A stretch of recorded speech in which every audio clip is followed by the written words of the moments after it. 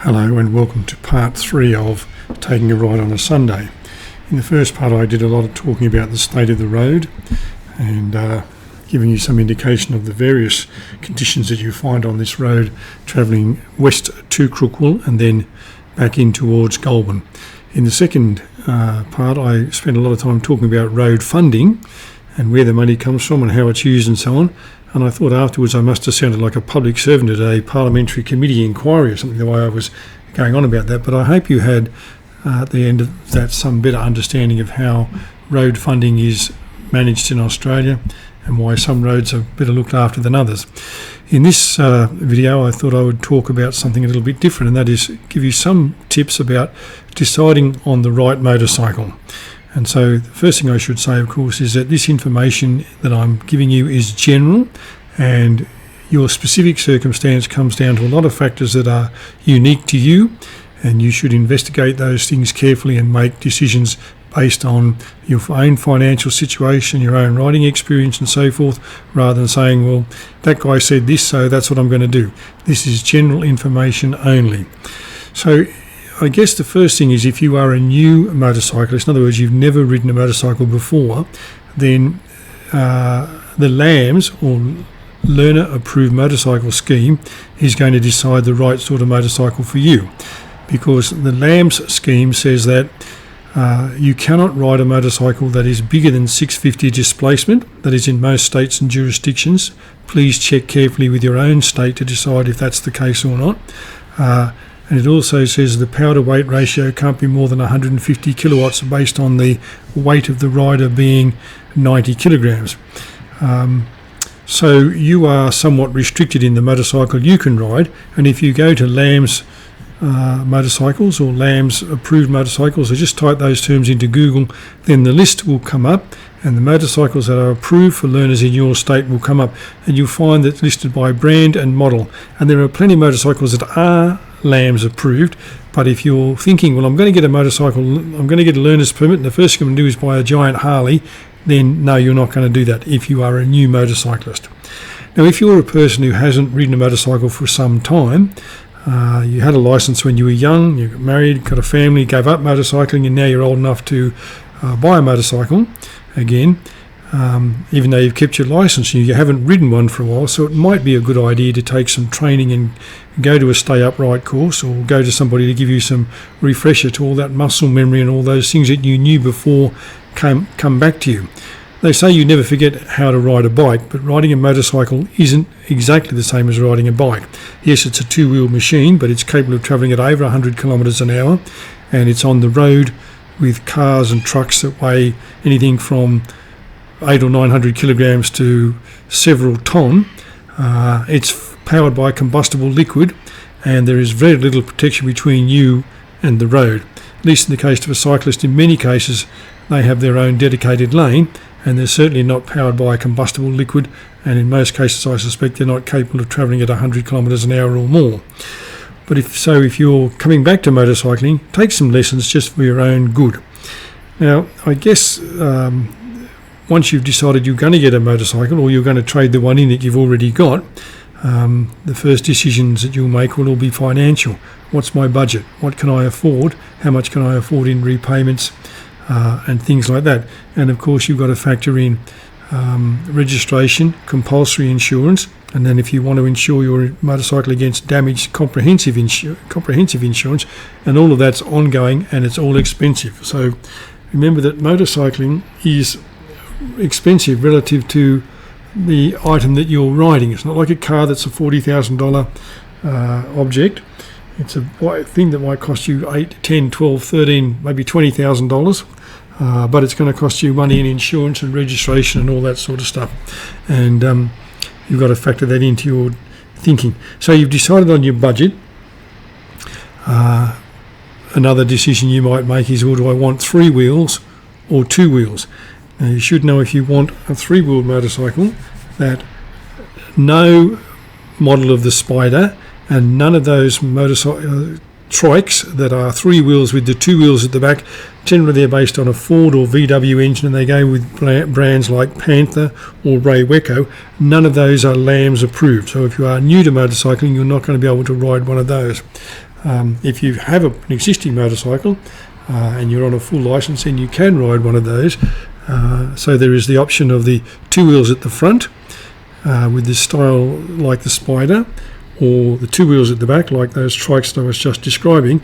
But then there are also the option of the motorcycles and scooters that have two wheels at the front that are fairly close together. They're not as wide apart as they would be on the Spider, for example, like I think it's called the Tekken, the Yamaha Tri-City. I think Kymco, however you pronounce it, has a two wheels at the front motor scooter, and the Piaggio range of MP3s that start, I think, at 250, go 300, 400 and 550. Now the advantage of those is that you've got two contact patches at the front, so you're a little bit more stable. They work exactly like a motorcycle. They have independent suspension through telescopic forks. They lean, they countersteer, they do everything a motorcycle does, with the added bonus that when the speed is reduced to less than 5 kilometres an hour, so when you're coming up to traffic lights or a stop sign or something like that, you can lock the front wheels so that the bike will remain upright and you don't have to put your feet down. And equally, when it's stationary, parked, it has a parking brake and you don't need to pull it up on the stand. Maybe the scooters are not the thing for you. I should say that if you, in my case, I'm more interested in where I'm going and how I'm getting there and enjoying the ride than the device that I'm riding on. I have a scooter. It is a Suzuki Bergman 650 Executive, and I thoroughly enjoy riding it when I'm able to. And I have the Spider, as you know, and I thoroughly enjoy riding that. And I don't have any qualms about riding either of them. I just am interested in riding and going places and enjoying what I'm doing on them. If you're interested in scooters and you're thinking, well, what am I going to do with this bike? If I'm going to get a motorcycle, what am I going to do with it? Am I just going to use it to commute to the park and ride, or commute to my job, or fly across town to visit my mates or my girlfriend or whatever? Then a small scooter might be the thing for you. Those small scooters are relatively inexpensive to buy. They're also very cheap to register and insure, and they're also very cheap to run because they use very little fuel.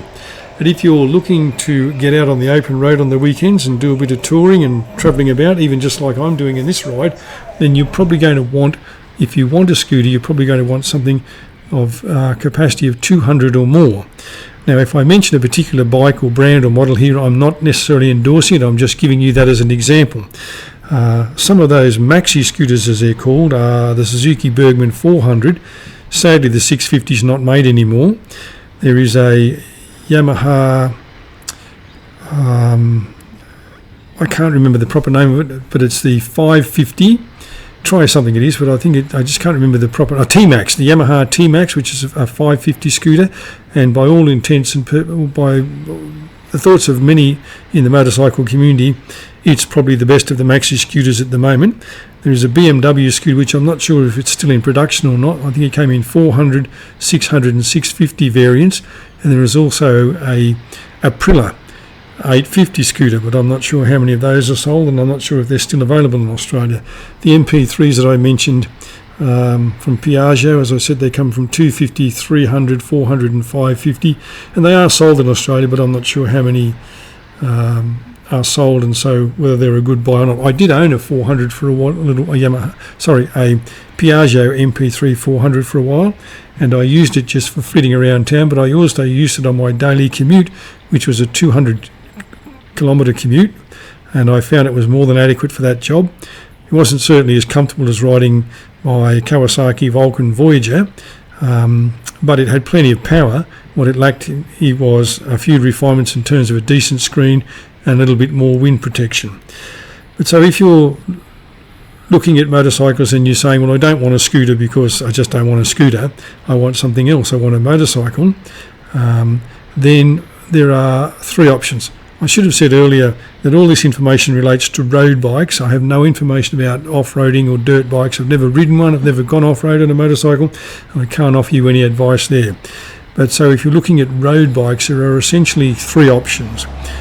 There are the sports bikes, sometimes referred to as crotch rockets, and they are the bikes that you see that are high speed, high revving, easily manoeuvrable and lightweight. Naked bikes are often referred to because they have very little protection, very little in the way of a fairing around them, and the seating position is more of a sort of crouched position. Somebody referred to it once as the launch position in a rocket. You're hunched over the handlebars. Then there are the touring bikes, and the touring bikes, some examples of those are the Kawasaki GTR 1400, I think it is, the Yamaha, I think it's FJR 1400, the Honda ST 1300, and there are some BMWs that I think go from around 1200 through to about 1600. And then there are the cruisers. Now the cruisers are the bikes that are sort of look like Harley Davidsons, but all of the major Japanese manufacturers have at one stage or another made them. The bigger cruisers from the Japanese manufacturers, that is Kawasaki, Suzuki, Honda and Yamaha, I think that most of those are not available in Australia anymore. Certainly the Kawasaki Vulcan Voyager 1700 that I had is no longer sold in Australia. The Honda Goldwing 1800 is certainly sold here, but I'm not sure if you'd class it as a cruiser rather than more as a touring bike.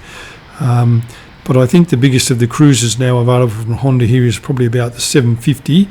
Yamaha used to have them up to the Yamaha Royal Star 2000, and I did have at one stage a Yamaha XV1100, but I think that the models that they have now only go up to about 650.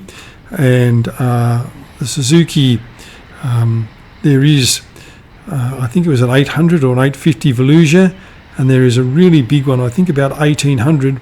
I can't remember what the proper name of it is, but it's Suzuki, I think it's about 1800, but it seems to be one of the only really big cruisers from the Japanese manufacturers. You can, of course, buy Harleys and Indians.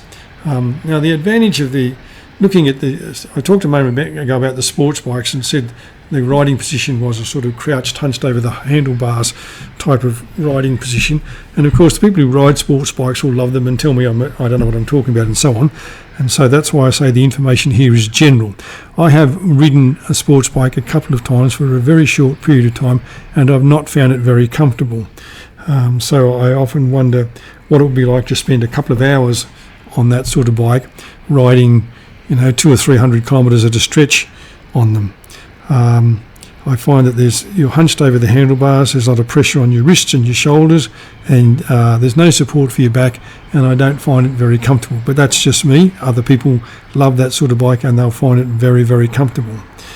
The touring bikes, that is the ones I mentioned there, the Honda ST 1300 and so on, the riding position is more upright than their sports bike. So you tend to be sitting up in a more comfortable position.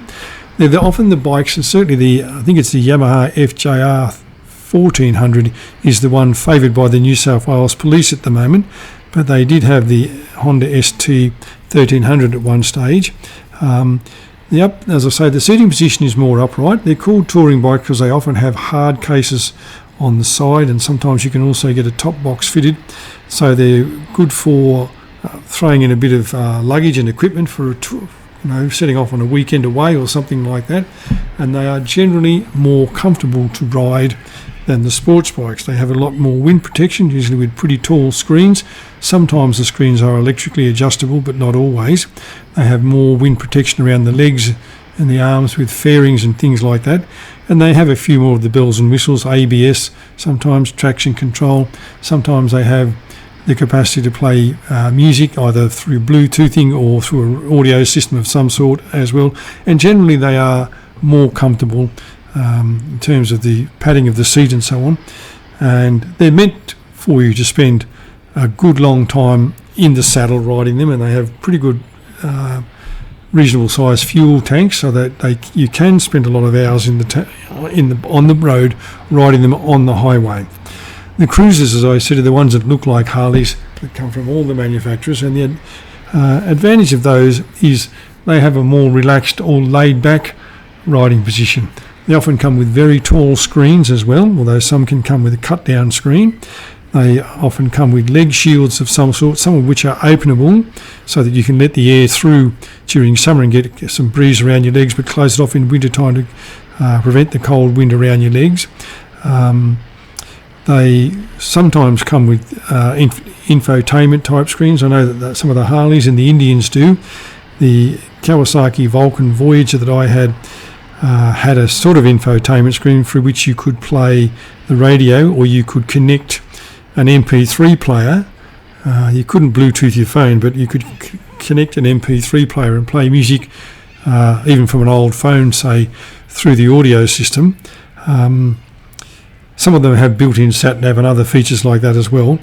The Roddy Musician, as I said, is more relaxed and more laid back, and they often have a backrest to support you, but many of them also have floorboards rather than pegs for the rider and the pillion, and the floorboards allow the rider to put their legs in a couple of positions. One, so that the legs are at right angles from the knee down, the thigh and then the knee are at right angles to each other. The feet a little bit further forward, and sometimes you can also attach a highway peg, which means that your legs are fully extended in front of you, and you're therefore a little bit more relaxed, and it takes a bit of fatigue off the knees and so on. Now, the cruisers are generally big engine bikes. As I said, I had a Kawasaki Vulcan Voyager. It was a 1700. There was at one stage a Kawasaki 2000. I mentioned the Yamaha Royal Stars, which I think start out around 1600 and end up being around 2000 displacement. And then there are the American brands like the Indian and the Harley Davidson, who go by cubic inches of 104 and 106 cubic inches, which translate to about 1800 cc displacement. But cruisers are notoriously underpowered. That is, you buy one, it looks big and powerful, and it's certainly got plenty of torque and will certainly pull you up a hill. But if you think, well, I'm going to open the throttle on this and be the first away at the lights, you may not be, because they're not necessarily quick off the mark. I don't feel that the Kawasaki that I rode was ever sluggish like that, and I ever struggled to get away from the lights. But by comparison, the Suzuki Bergman scooter that I ride, it's a twist and go constant variable transmission, and you just twist and go, and you certainly can pull away from the lights very quickly with that. Going back to the Bergman for a moment, it has a number of features that I think make it a really good, comfortable bike to ride on the open road, and that is, it has an electrically adjustable screen, so when you come into a built-up area and you need a bit more airflow, you can drop the screen down, and when you get out on the open road again, put it straight up again. It has the mirrors are electrically fold in, so when you're parking or negotiating through narrow spaces, you can fold them in rather than have them broken off. And it's a pretty powerful engine at 650 twin that's very smooth and comfortable. But again, I'm not endorsing or trying to sell you one. I just happen to own one, and I find it very comfortable to ride. So lots of decisions to make: 3 wheels or 2 wheels. 3 wheels, do I want 2 at the back or 2 at the front? Are my lambs restricted, in which case then some of those choices are made for me already. Am I looking for a sports bike, a touring bike, or a cruiser? Consider things like comfort, of course. Consider things like fuel economy, although all motorcycles are reasonably fuel efficient. Some are more fuel efficient than others. This bike, the Spider, for example, is not very fuel efficient when it comes to riding around town, but is much better when you're out on the open roads. It's a touring bike, and it's meant to be out on the open road, and it's not meant to be your daily commute. If you wanted to get a bike like this for a daily commute, you would be better off with the Ryker 600, which is built for that purpose. All right, well, thanks for watching. I hope you've got some takeaways for yourself for your next motorcycle purchase. I hope you enjoyed the scenery, and I'll talk to you when I'm making the next motorcycling video. Not sure when that'll be, but hopefully not too long.